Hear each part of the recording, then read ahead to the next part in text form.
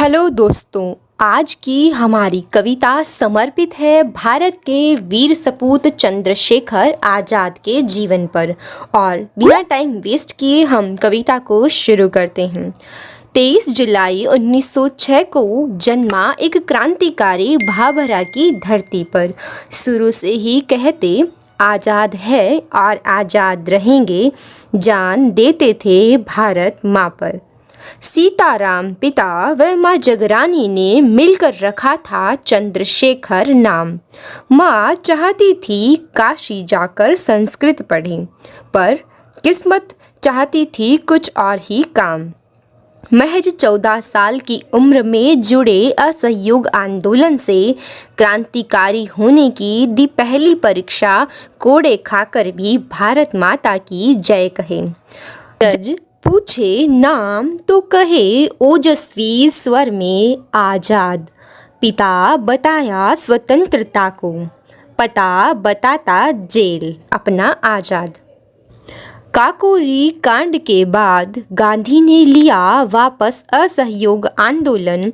इस फैसले ने दिया जन्म नई ज्वालामय क्रांति को। लाला लाजपत राय की मृत्यु का बदला लिया। जॉन साडर्स को सदा के लिए शांत करके अंग्रेजों को चौंका दिया। वो अहिंसा में नहीं, न्याय में विश्वास रखते थे। गुलामी नहीं, आज़ाद जीना पसंद करते थे।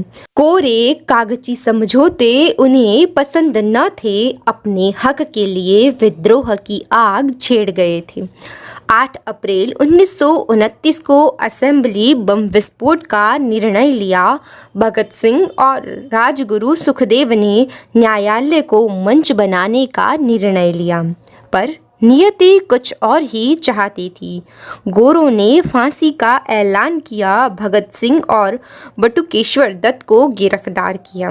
चंद्रशेखर आज़ाद ने फांसी को कम कराने का प्रयत्न किया, पर तभी एल्फर्ड पार्क में अंग्रेजों के 80 सैनिकों ने एक अकेले चंद्रशेखर आज़ाद को घेर लिया। वो वीर तरुण भारत माँ का लाल लड़ता रहा बहादुरी से। दुश्मनों को थामे रहा 32 मिनट तक। जब पाया जेब में अंतिम गोली है, तो निज कनपट्टी पर बंदूक से खुद को शहीद किया। ना आए जिंदा कभी हाथ अंग्रेजों के, कर दिखाया वही जो कहते थे खुद आज़ाद। न अंतर था उनकी कथनी करने में, पर बदले में भारतीयों ने उन्हें क्या दिया। उनकी मृत्यु के पश्चात एक बार जब उनकी माता से पूछा गया कि उनका जीवन गुजारा कैसे चल रहा है, तो उन्होंने बताया कि अगर उन्हें कुछ मिल जाता है तो वो उसकी खिचड़ी पकाकर खा लेती है, अन्यथा वो कंदमूल को उबाल कर ही अपना जीवन चलाती हैं।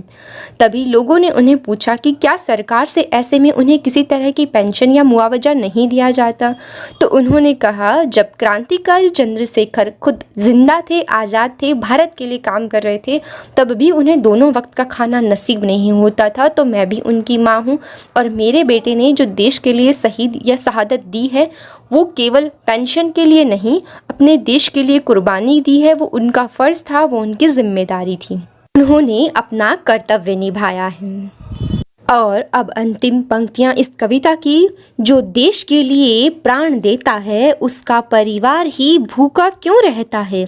नेता भरते निज घर को, जागो भारतीयों, क्यों वीर ही यह सब कुछ सहता है, क्यों वीर ही यह सब कुछ सहता है।